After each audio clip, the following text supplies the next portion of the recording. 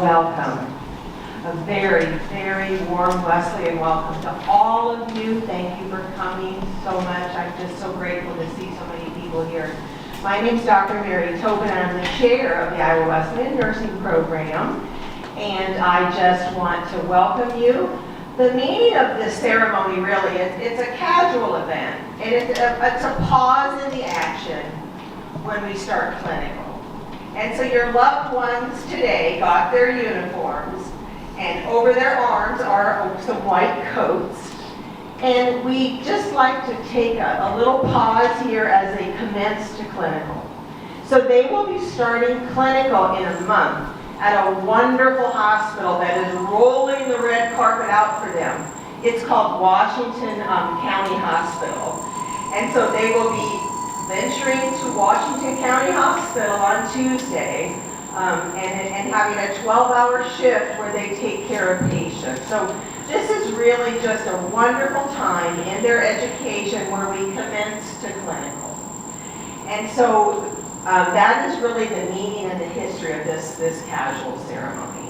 But I would like to also welcome our beloved president to the podium here.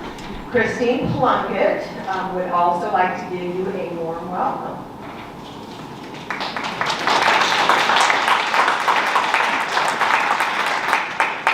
Thank you, Mary. Thank you all for being here.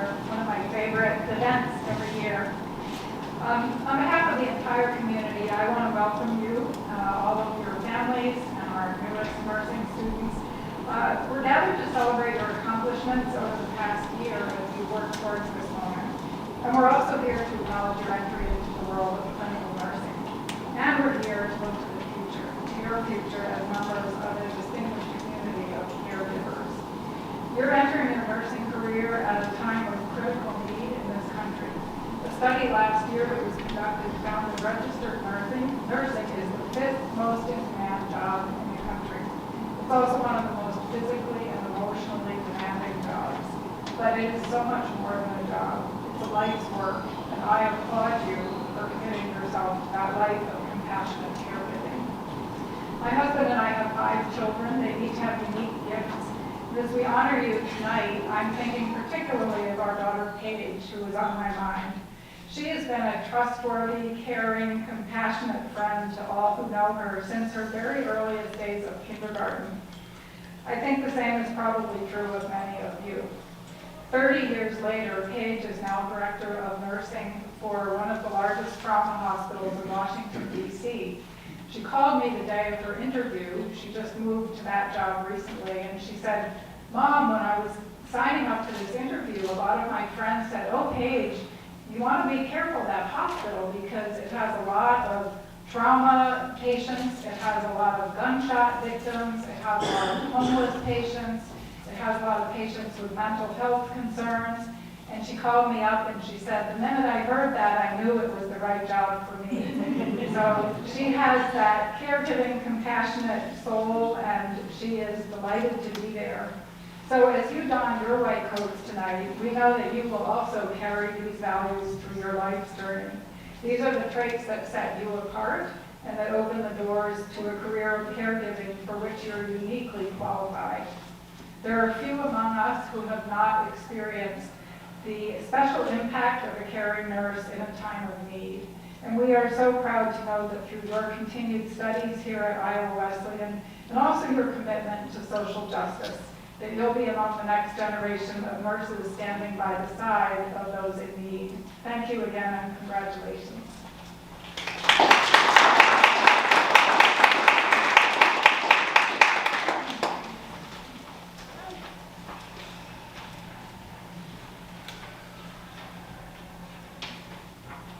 Good evening. My name is Lisa Conable, and I'm one of the nursing professors here at Iowa Wesleyan University, and I have the honor of introducing our guest speaker this evening for the white coat ceremony, Mike Breeze. He is one of our very fond graduates from 2008 of the Iowa Wesleyan Nursing Program.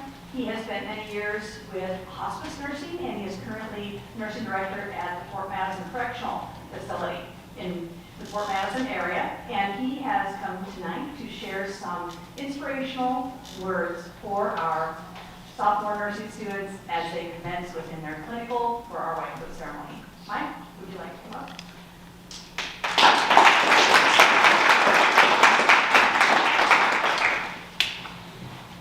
All right. Thank you all for that warm welcome. And I want to say we've got about 2 hours of material ready here, so I'm sure that students, you guys are used to that. We'll get started this evening. So again, thank you for the warm welcome. Thank you to my beautiful wife for supporting me all the years through nursing. I certainly wouldn't be able to do it without her, with the staff, the family, and that. But tonight's the night, guys, that you guys get to put on the white coats and start clinicals. Who's ready to start the first IV? First catheter? Yep, there we go. There was a volunteer. Give me that needle right now and I'll do it. But as the President said as well, it's not an easy profession. It's not an easy calling. It's not an easy job, but it certainly is a calling, but not easy. And again, I'm sure I don't have to tell you guys that either. I'm sure in the middle is it microbiology or pathophysiology or pharmacology. Yeah, there it is, pharmacology with the raised eyebrows. That was probably the one that gave me the most stress and even a little bit of PTSD. How many milk cards? About that many? Or we up to this many? Yeah. It's like, I understand. Memorize those. Know those. When your doctors call you, you're going to need to know that. Take advantage of all the opportunities that you have to volunteer in that. So this evening, I do want to, again, just encourage you with a couple of things. Not an easy job at all, not an easy profession, and yet it's probably one of the most rewarding professions and, as President said, callings that you'll ever do in your life. So there's 4 things I really want to touch on this evening. First of all, you won't be doing this alone, right? You can look to your left and look to your right, and those are going to be your comrades in arms over the next 2.5 years now, but for decades going forward. As you enter into the nursing field, you're going to have each other to rely on. You're going to need each other to rely on, maybe to give you a cup of coffee, give you a little nudge to wake up in the middle of class, certain things like that. And then family members, we can't do it without you. Again, I can't do it without my wife, and we can't do it without you either. So moms, dads, brothers, sisters, grandparents, they're going to need you over these next 2.5 years and beyond. When they do get that RN, BSN title, when they get that license in the mail or an email, or for me it was a click of a computer and a couple of days of agonizing ways to found out if I passed the boards or not. They're going to need you through all of that, and they're not going to be your personal nurses. They're not going to be your personal doctors. They're not going to be able to tell you what's wrong with your foot because for 20 years it's been acting up. They don't know, your doctor doesn't know, but they're going to need you to support them through all of this. So again, you're not alone, and you certainly have a community, and even with your professors, you can have them for the rest of their tenure as well. So again, you're not alone. And as challenging as this profession is, again, it's certainly one of the most rewarding things I've ever done in my life. Was thinking of different things through my hospice career, and even now that I'm the director down in Fort Madison, things have been rewarding. And I would say last Friday, so I'm graduated in 08, several years underneath my belt now, through hospice, a lot of rewarding opportunities. But last Friday was the most rewarding event that's ever happened to me in my nursing career. And actually, a couple of professors haven't heard this story because it's so new. My doctor and I received an emergency call that one of our staff members had collapsed. We didn't know what was wrong with him. And so we go rushing into one of the buildings, and he's laying on the floor. He's unresponsive, he's unconscious, he's not breathing. We initiate CPR right away. We get the AED out. We attach the pads right away. First time in years, I've never opened an AED before. I never opened the pads before and had to actually apply them. And shocked him 3 times and did several rounds of CPR, Narcan, the whole 9 yards. Again, it was probably one of the most exciting but terrifying and scary, all of those emotions wrapped up into one. But we couldn't have asked for, we couldn't have prayed for a better outcome. He was successfully revived and is recovering now in the hospital. But the thing that was the most rewarding was not the fact that we were able to revive him, but afterwards I found out, I'd only been there again for about 6 months, he was a month away from retirement.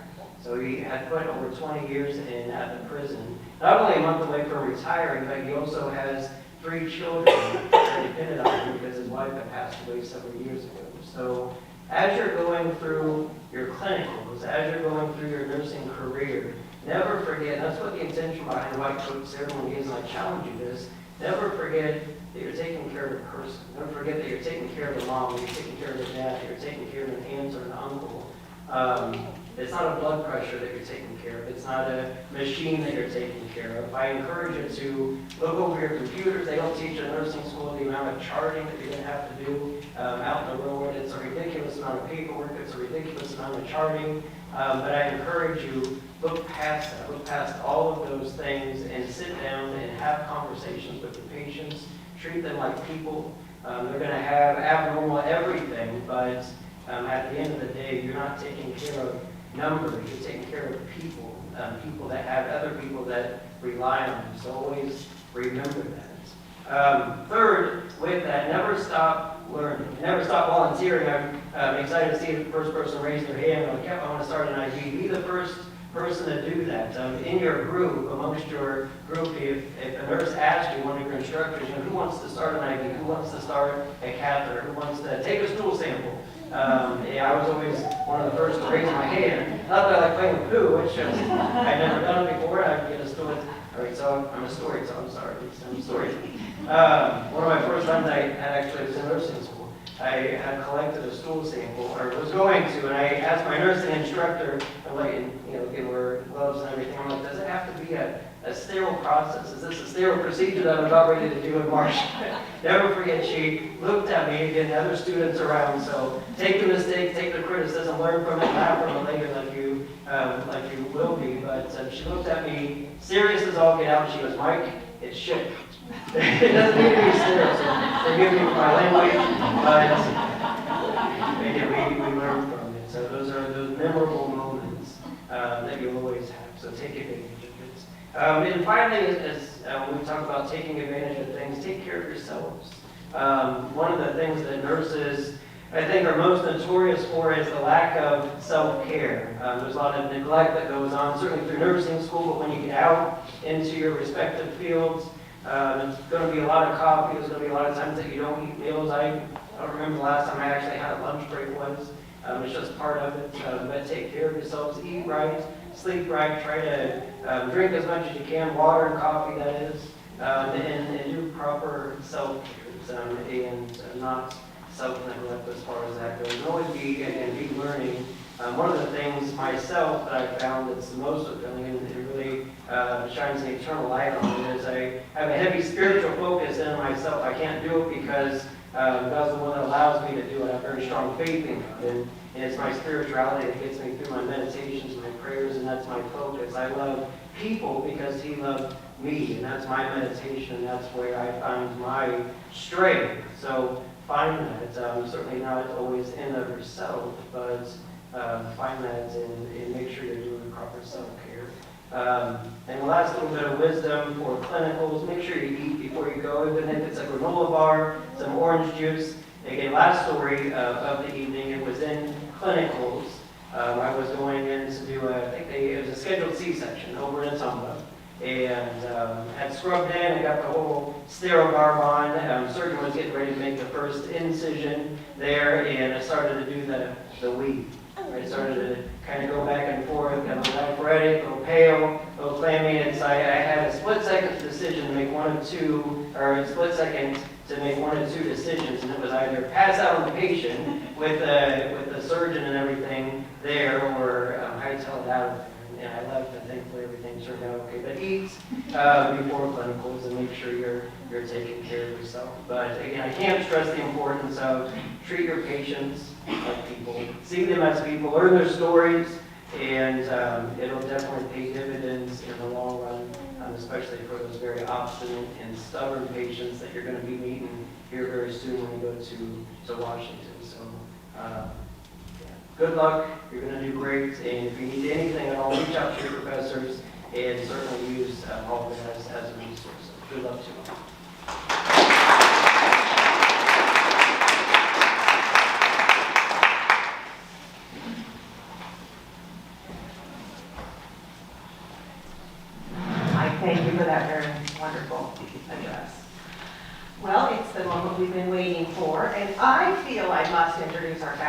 because I am beyond proud of our faculty. So I would like you to know that your loved ones are in very good hands here at Iowa Wesleyan University.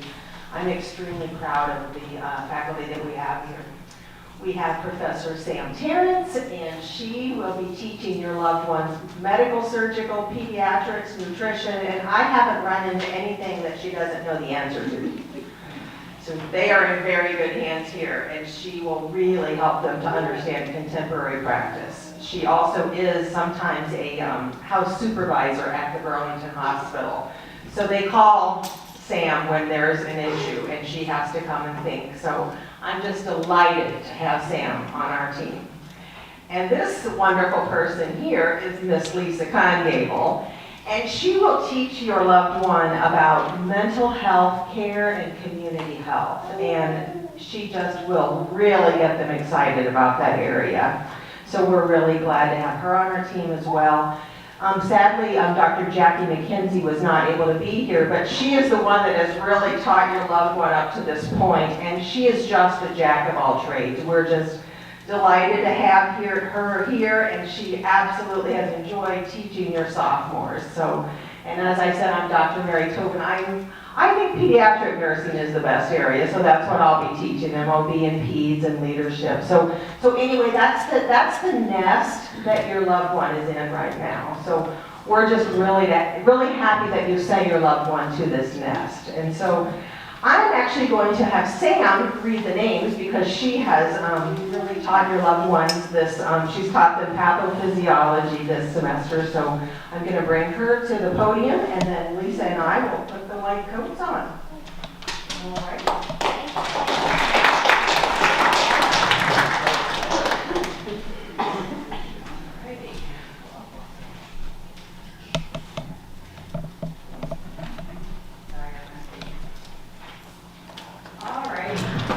Invite the students to stand and come forward as their name is called to be presented with their white coat. Hannah?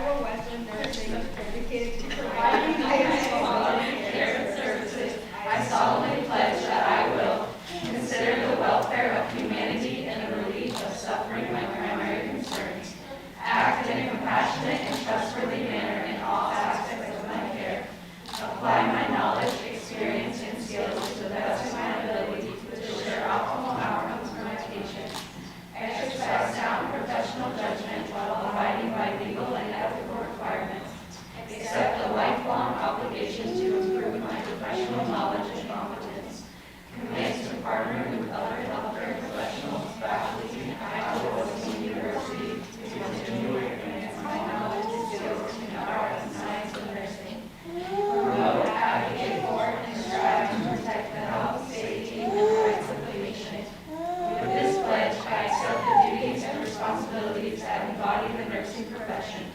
I take this pledge voluntarily with the full realization of the responsibility with which I am entrusted by the public.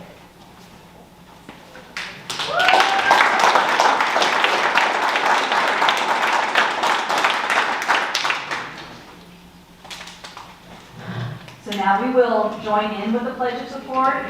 When your group joins with responsive reading, just please rise as you are able to and remain standing. So the nursing faculty will initiate. We pledge to teach and guide you in the art and science of becoming a professional nurse. Parents? Pledge our love and support as you continue this journey to become a nurse. And the Iowa Wesleyan community join.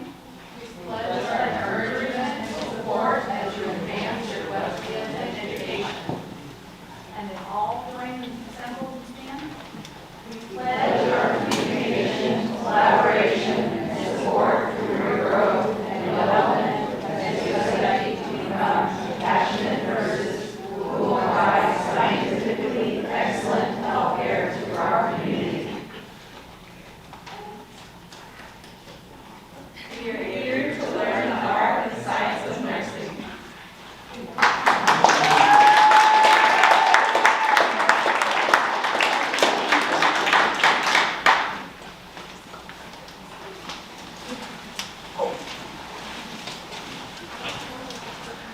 Again, I want to just thank you for coming. I know that you cannot wait to get your arms around your loved one. So I won't be too long here, but I do want to just thank you again for sending your loved one here to Iowa Wesleyan University for their nursing degree.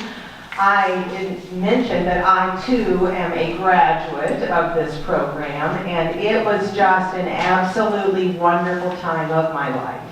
And so we are so happy to provide that service to your loved ones. So with that, that is the end of the ceremony. I do know that the students are to go out into the hall for a picture. And I would also like to conclude by thanking Miss Alex Pardall for her effort in making sure that we got this ceremony off with flying colors. So thank you very much. So thank you so much for coming.